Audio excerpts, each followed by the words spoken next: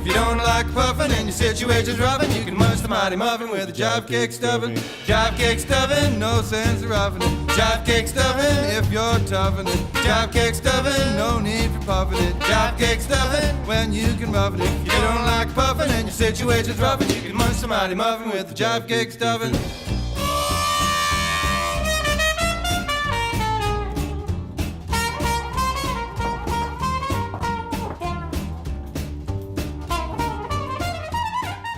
Hello there, how are you? I'm Watermelon, and welcome to my new cooking show, Baking a Fool of Myself.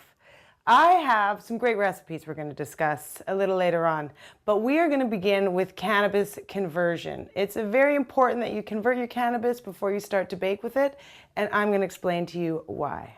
In front of me is a bowl of our favorite medicinal plant. What I have here is the leaves and everything. You can use the buds if you want to, but they're generally cured for smoking and they're very expensive, only if you don't have access to the leaf. The leaf, you can use lots of it and you can generally get a lot of it. And if you get it, you might want to pull any big twigs out of it, but you know, you can use almost everything that's in there. The reason you need to convert cannabinoids is if you just ate them, the kidney would slough it off and it wouldn't produce the desired effect. What you have to do is you have to convert it. There's some scientific terms called isomerization or cannabinoid conversion, where you actually have to convert the cannabis into something that your kidney can process and carry into the bloodstream. There's only two ways you can do this. You can either do it with a fat or an oil, or you can do it with alcohol. Today, I'm going to show you three techniques. We're going to use butter, which is the classic. I'm going to use a grapeseed oil, and I'm going to give you an alcohol infusion technique. And this is your basic foundation for getting started to bake with the medicinal plant. Shake, baby, shake. Shake, baby, shake. Shake, baby. I'm going to start first by, I'm going to take some of this and I'm going to reduce it into a finer powder, and then we are going to add it into some oil. So you can just take a whole bunch of the leaf and we just put it in an awesome blender. If you don't have a great blender, this is a great blender. If you don't have a great blender, what I like to do is put it in a blender, grind it into a powder, and then put it into a coffee grinder and grind it into an even finer powder. This is going to do the job of a coffee grinder, but not everybody has like a state-of-the-art blender at home. It's really easy. Just put the dry powder in there, and then we turn it on. There we go. That's what you want.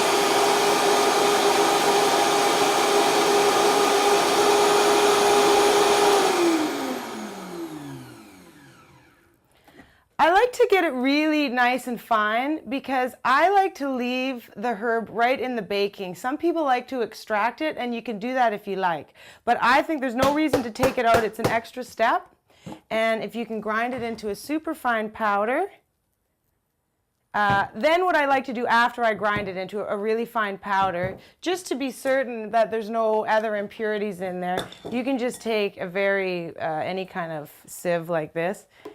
I put it in and just again run it through again. This is so your baking comes out nice and clean and there's no big twigs or sticks or other foliage items in there. Here we go. And then you have this really beautiful, what I like to call is a shake flour, and you use it just like a flour in your baking.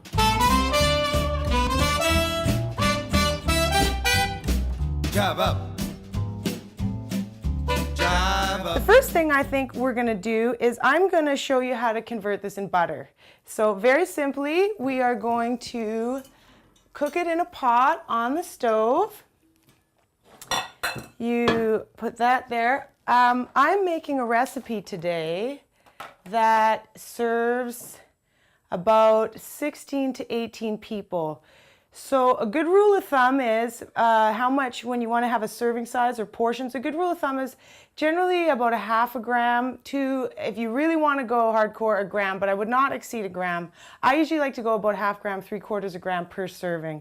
So if I'm serving 16 people, that'd be, I'm going to put in 10 grams. And I'm just going to put it in a scale, weigh up 10 grams. Oh, it's 11. It's fine. We'll weigh up 11 grams. You can put that into your pot. And you get butter, and you just put the butter in the pot. Here we go. And then I'm going to take it to the stove, and you're going to put it on low, and you're going to saute it on a really low heat for maybe 30 minutes at most, and this will start it converting. And then what will happen later is we'll actually put this butter into our baking, into our recipe, and then it'll go in the oven, and then it'll get converted again. The conversion keeps happening as the herb gets heated up in the fat. So let's go to the stove. I'm going to turn this on low, and you just can leave that there and let the butter melt and let it slowly simmer down.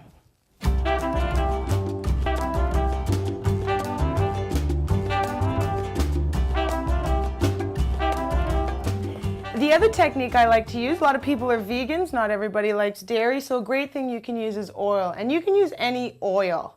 I want to discuss the oil actually a little bit. I used to use olive oil, and olive oil is a great healthy oil, but when you cook olive oil, it actually gets rancid. It doesn't really like a high temperature. So I've switched to grapeseed oil. Grapeseed oil, still all the nutritional benefit, like the olive oil, but it likes to cook at a higher temperature, and if it cooks at a higher temperature, you get more and more conversion. I'm going to give you a little, this is a little bit technical about this cannabinoid conversion, but you want to cook your plant matter with your oil. You just want to bring it up to a boil. If it gets too hot and starts burning off and you see smoke, you've actually passed the conversion point and now you're burning it off, right? So you want to convert it to something called delta-9 tetrahydrocannabinol, blah, blah, blah, as the scientists say. So that's why I use a grapeseed oil. It takes a higher heat without burning it off, therefore you get a better conversion. And I'm going to show you the greatest technique for this. Whoever invented the crock pot should get an award, because the crock pot is a great way to cook without being there. So all you need to do is take some shake. I didn't grind enough. I will quickly grind some more. Put it in there. It's going to be messy. It's always messy in the kitchen.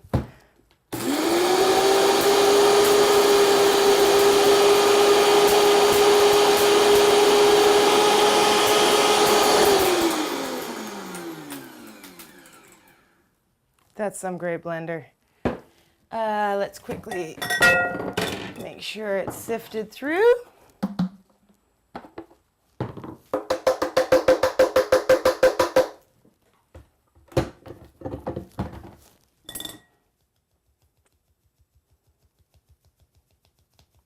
Do you see this? These little fuzzy things? That's fiber. That's what you're trying to get out of there. That's the fiber you don't want. You can make clothes out of it, but you don't want to make cookies out of it. I would like to just weigh again. It's always important, so you know how much you're serving somebody. There's nothing worse than if, you know, giving somebody too much and they get freaked out. And so it's always best to err on the side of caution and give them a little less. You can always go back for second, my mother's always says. I have 25 grams of shake there. Crock pot, excellent invention. Throw it in there. Throw your oil in there. Put the lid on. We just plug it in. I'll plug it in there, and then you can just leave it. Just leave that to cook. You want to leave it to cook for about 4 or 5 hours. Put it on low. You're going to occasionally want to stir it. Throw a little love in there, because all baking needs a little bit of love. And then you can come back a couple hours later, and you're ready to bake some fabulous recipes. Cool out. Cool out. Cool out. And always smoke the best. Our third cannabinoid conversion technique today is going to be an alcohol extraction. And what you're going to need for alcohol extraction is a couple of mason jars. You can get them anywhere. And before I begin, I like to mark the mason jars with which booze is put in there and what the date is. And you'll find out later why this is important. So just take some tape and mark on the lids. In this one, I'm going to put brandy. And in this one, we're going to put some gin.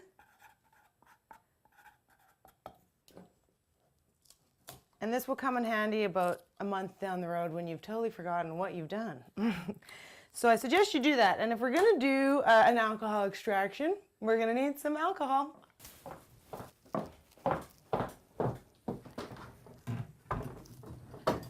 A little gin and a little brandy. You can actually use any alcohol you like. I once used black Sambuca. Boy, was that ever good. Here we go, the alcohol.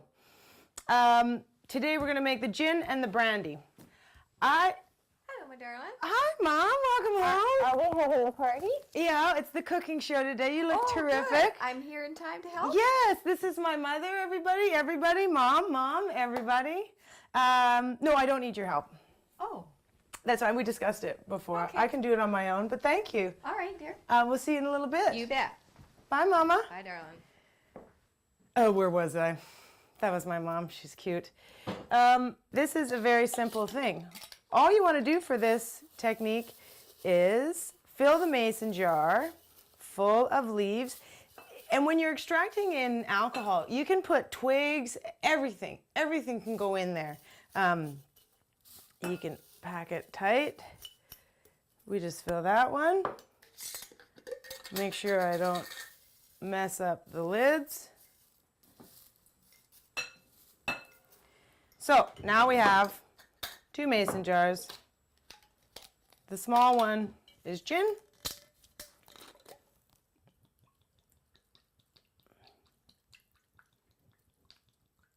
You just want to cover over all the botanicals on the inside. Put the lid on there. And we're making a brandy extraction today. Could I hear brandy, darling? Could I Yeah, a little, please? just a little sniff there for you. That'll be nice, thanks. It's barely lunchtime.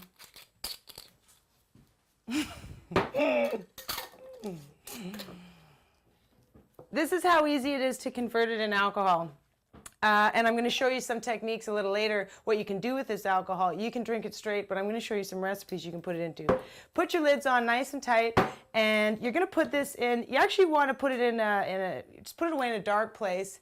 And it doesn't necessarily need to be cool. If you need to speed up the time, like say you need this 2 weeks from now instead of a month from now, if it just sat on its own, I sometimes put it near a little heater. If you have a little heater in your house, I just put the heater, and what the heat does is it's kind of like cooking it on the stove. It actually helps it to extract faster.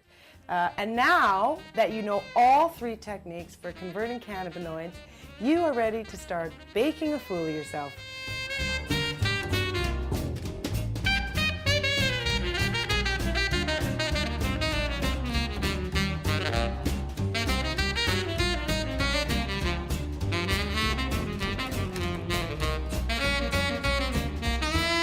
Jive cake stuffing, jive cake stuffing, jive cake stuffing, jive cake stuffing. If you don't like puffin' and your situation's roughin', you can munch the mighty muffin with a jive cake stuffing.